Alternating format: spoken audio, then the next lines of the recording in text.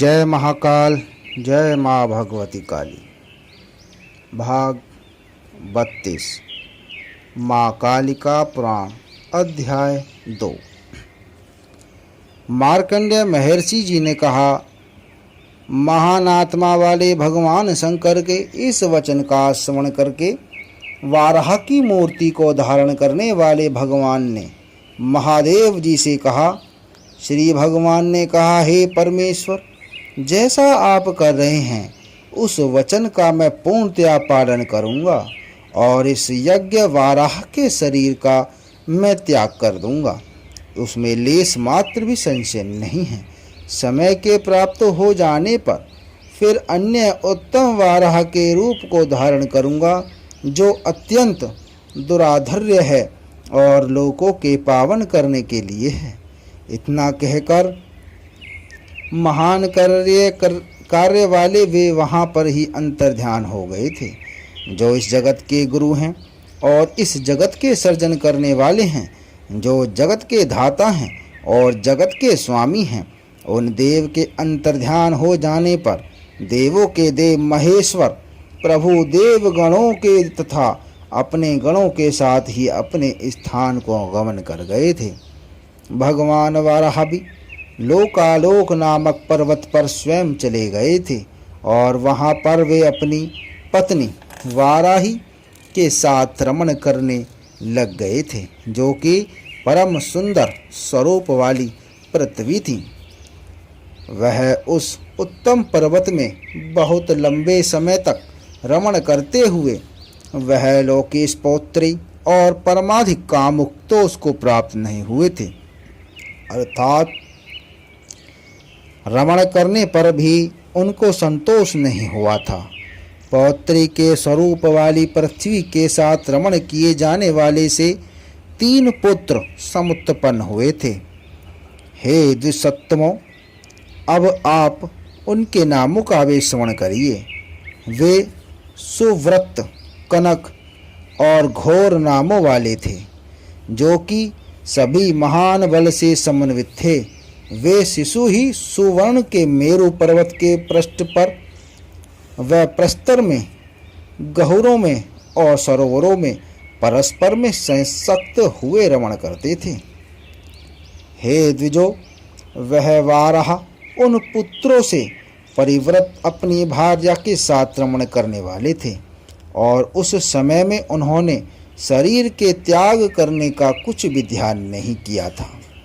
किसी समय में महान बलवान वह करदमों के अंतर में शिशुओं के साथ संश्लिष्ट होकर भार्या के साथ करदम क्रीड़ा किया करते थे।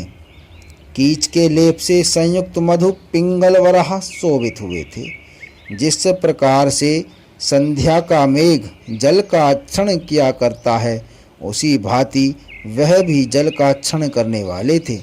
वह पुत्रों के सहित और पृथ्वी भार्या के साथ परम प्रीत और वह मध्य में निम्न हो गए थे।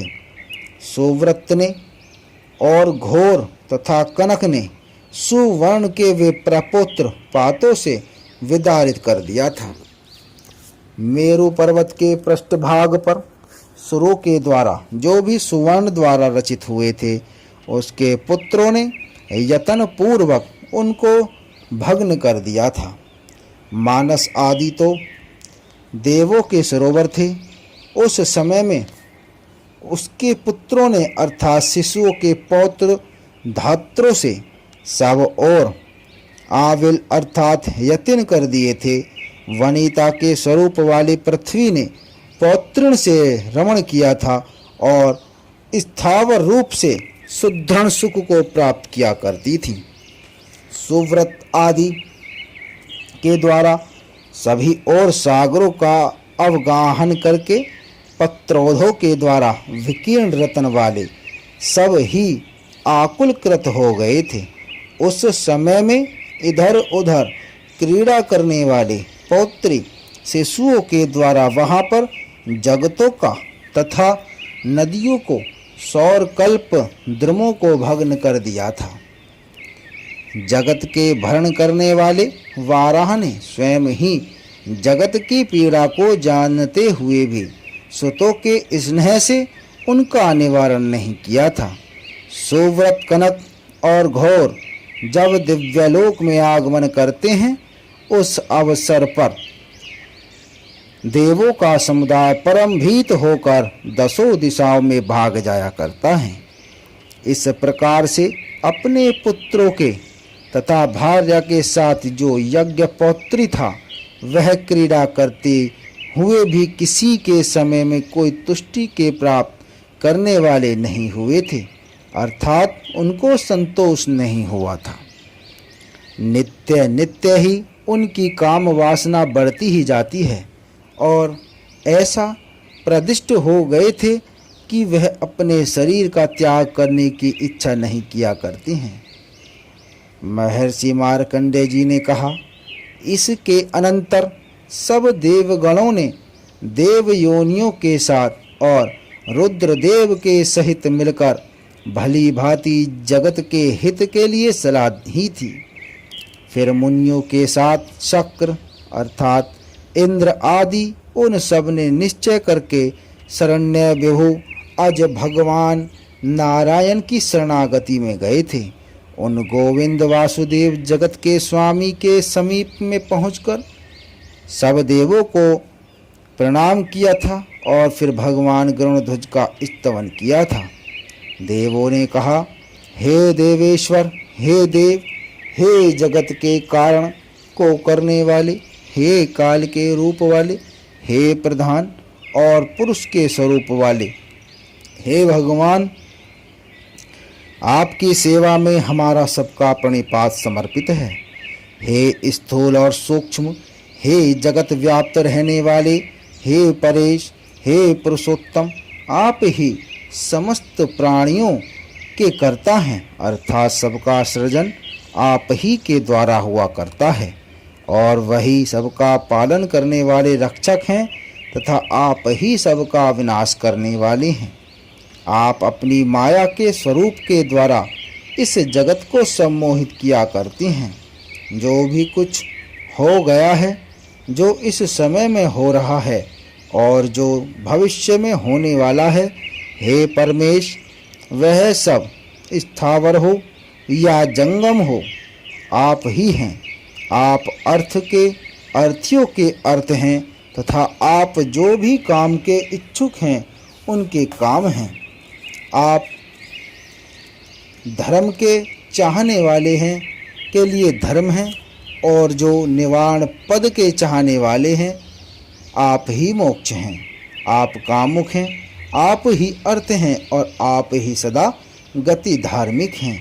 आपके मुख से ब्राह्मण समुत्पन्न हुए हैं और आपकी बाहुओं से क्षत्रियों ने जन्म ग्रहण किया था। आपके उर्वों से वैश्यों की उत्पत्ति हुई है तथा आपके चरणों से शूद्र निकले हैं, अर्थात आप ही के भिन्न भिन्न अंगों से चारों वर्णों का समुत्पादन हुआ है। हे विभो, सूर्यदेव आपके नेत्रों से समुत्पन्न हुए हैं तथा चंद्रमा आपके मन से जायमान हुए हैं। आपके काम में वायु की उत्पत्ति है तथा दूसरे 10 प्राण भी आप ही से हुए हैं।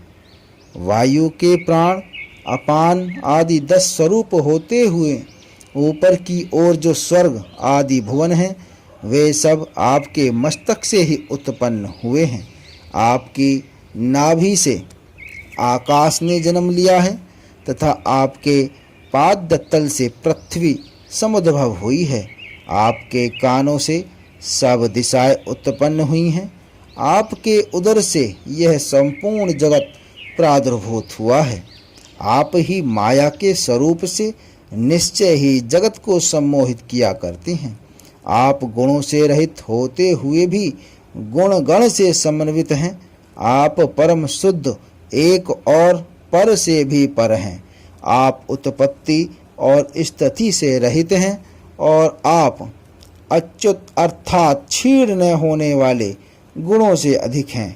हे जगत के स्वामिन, आप ही आदित्यों के द्वारा, वसुओं के द्वारा, देवों के, सतियों के, पक्षों के, मर्द गणों के द्वारा, मुनियों के द्वारा और मुमुक्षुओं के द्वारा चिंतन किए जाया करते हैं, अर्थात सभी के चिंतन करने का विषय केवल आप ही होते हैं। विशेष विज्ञान वाले विगत भोग से संयुक्त मुनिगण ज्ञान और आनंद से परिपूर्ण आपको ही समझते अर्थात जानते हैं। आप ही इस संसार रूपी वृक्ष के बीज हैं, जल हैं, स्थान हैं और फल हैं। आप पधा से पधा कर विभात होते हैं। आप वरदान, खड़ग, चक्र, कमल और धनुष के धारण करने वाले हैं। आप ही नित्य ताक्षर प्रतिभाव होते हैं। जिस प्रकार से श्रवणांचल पर जल से समन्वित शब्द हुआ करता है, आप ही पीताम्बर शंकर कमल से समुत्पन्न हैं। यह सब आप ही हैं और अन्य कुछ भी नहीं। आपके गुण गण हमारे द्वारा चिंतन करने के योग्य नहीं है। विधाता हर और दिक्पालों के भी गुण चिंतन करने के योग्य नहीं हैं।